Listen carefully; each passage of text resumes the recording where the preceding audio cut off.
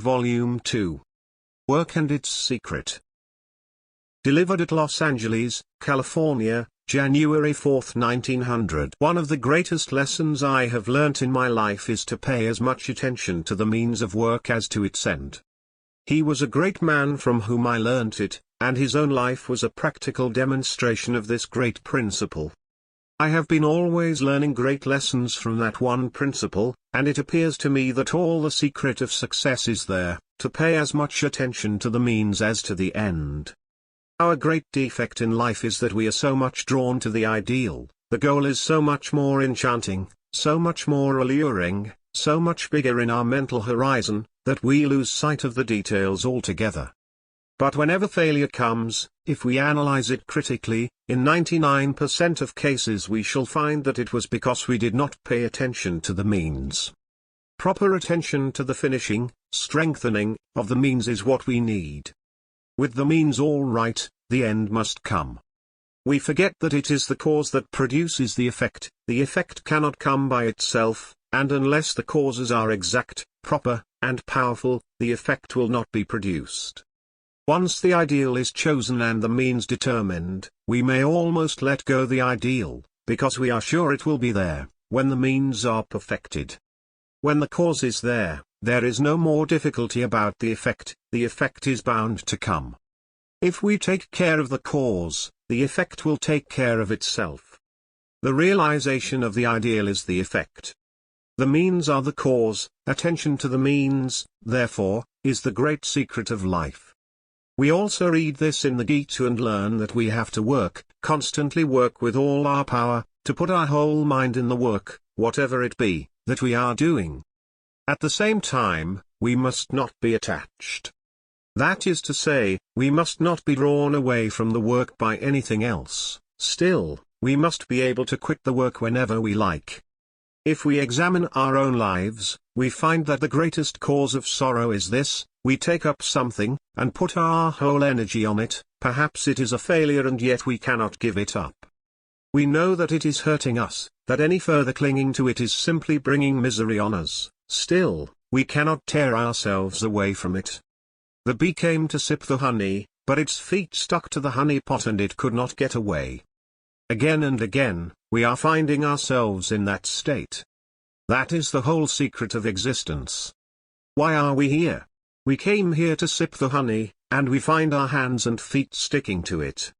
We are caught, though we came to catch.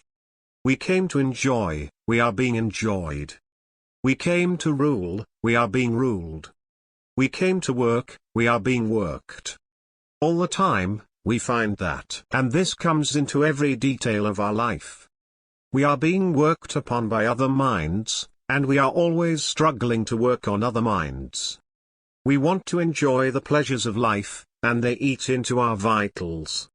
We want to get everything from nature, but we find in the long run that nature takes everything from us, depletes us, and casts us aside. Had it not been for this, life would have been all sunshine. Never mind. With all its failures and successes, with all its joys and sorrows, it can be one succession of sunshine, if only we are not caught. That is the one cause of misery: we are attached, we are being caught. Therefore says the Gita, work constantly, work, but be not attached, be not caught. Reserve unto yourself the power of detaching yourself from everything, however beloved, however much the soul might yearn for it, however great the pangs of misery you feel if you were going to leave it. Still, reserve the power of leaving it whenever you want. The weak have no place here, in this life or in any other life. Weakness leads to slavery. Weakness leads to all kinds of misery, physical and mental. Weakness is death. There are hundreds of thousands of microbes surrounding us, but they cannot harm us unless we become weak, until the body is ready and predisposed to receive them. There may be 1,000,000 microbes of misery, floating about us. Never mind. They dare not approach us, they have no power to get a hold on us, until the mind is weakened. This is the great fact: strength is life, weakness is death. Strength is felicity, life eternal, immortal; weakness is constant strain and misery, weakness is death.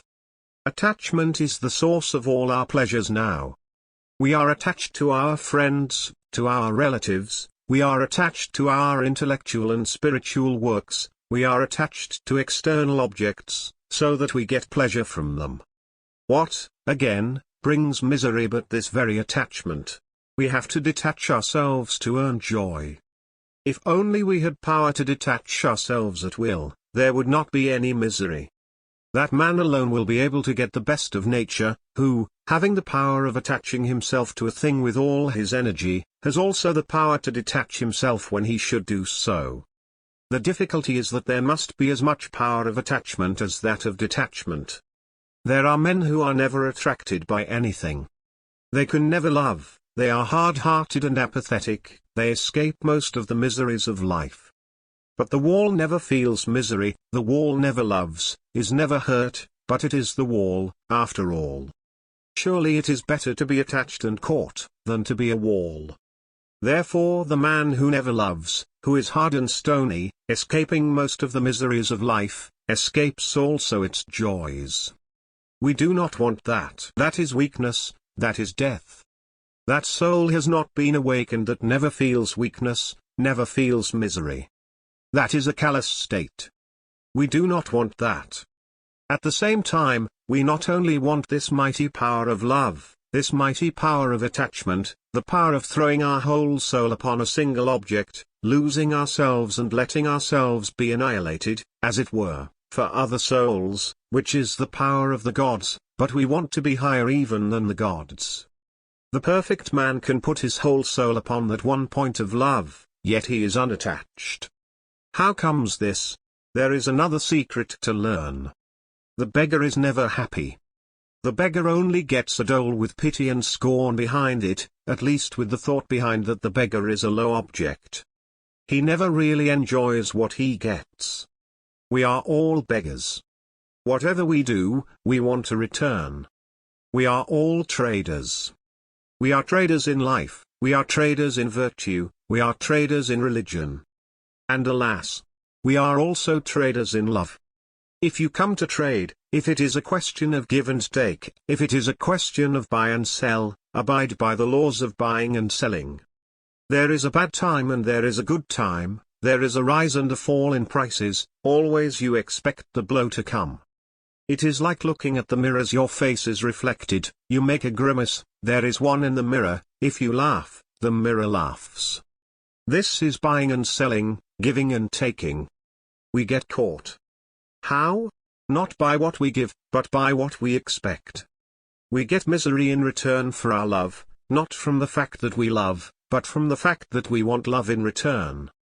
There is no misery where there is no want. Desire, want, is the father of all misery.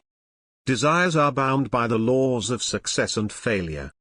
Desires must bring misery. The great secret of true success, of true happiness, then, is this: the man who asks for no return, the perfectly unselfish man, is the most successful. It seems to be a paradox.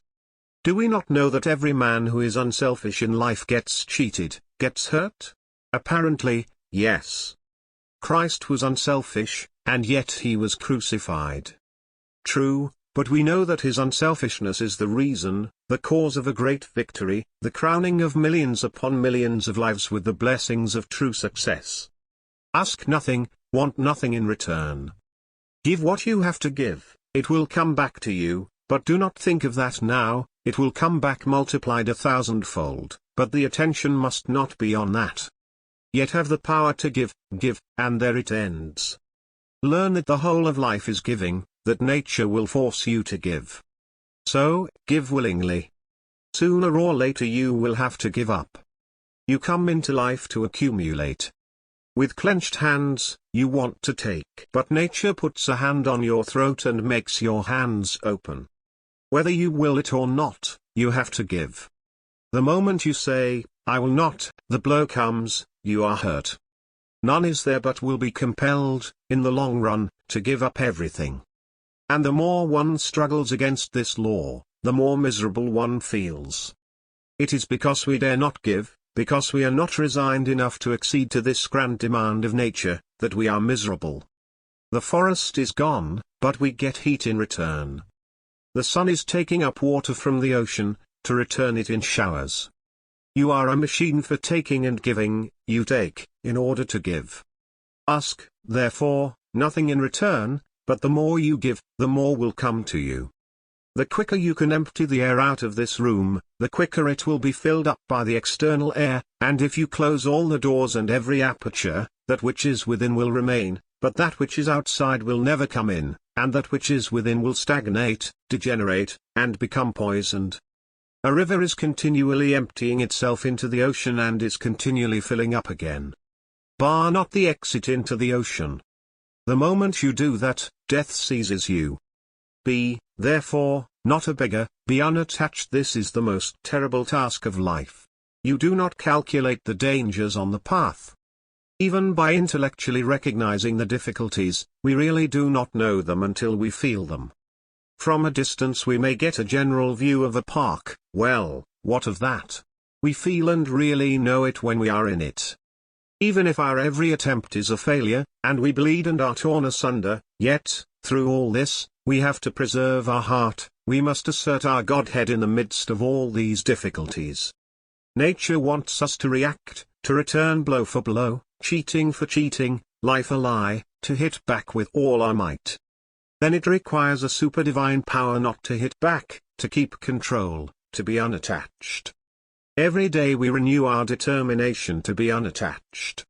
We cast our eyes back and look at the past objects of our love and attachment, and feel how every one of them made us miserable. We went down into the depths of despondency because of our love. We found ourselves mere slaves in the hands of others, we were dragged down and down. And we make a fresh determination, henceforth, I will be master of myself, henceforth, I will have control over myself. But the time comes, and the same story once more. Again the soul is caught and cannot get out. The bird is in a net, struggling and fluttering. This is our life. I know the difficulties. Tremendous they are, and 90% of us become discouraged and lose heart, and in our turn, often become pessimists and cease to believe in sincerity, love, and all that is grand and noble.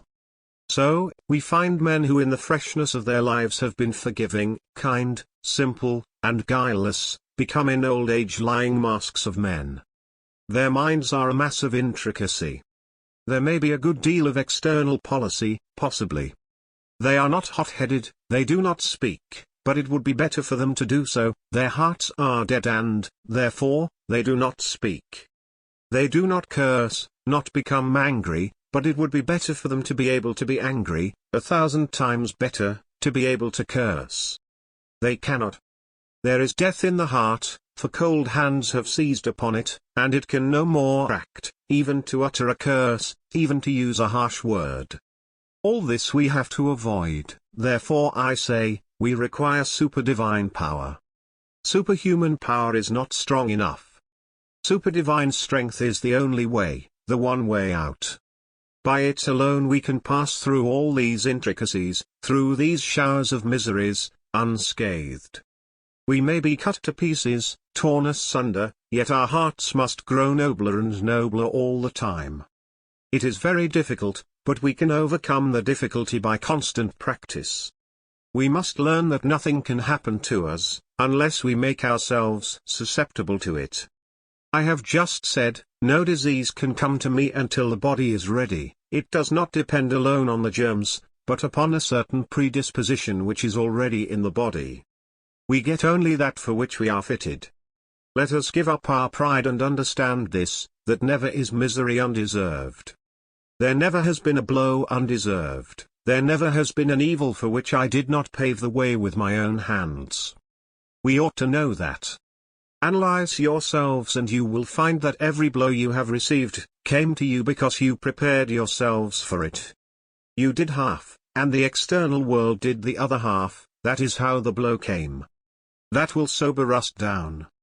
At the same time, from this very analysis will come a note of hope, and the note of hope is, I have no control of the external world, but that which is in me and nearer unto me, my own world, is in my control. If the two together are required to make a failure, If the two together are necessary to give me a blow, I will not contribute the one which is in my keeping, and how then can the blow come? If I get real control of myself, the blow will never come. We are all the time, from our childhood, trying to lay the blame upon something outside ourselves. We are always standing up to set right other people, and not ourselves.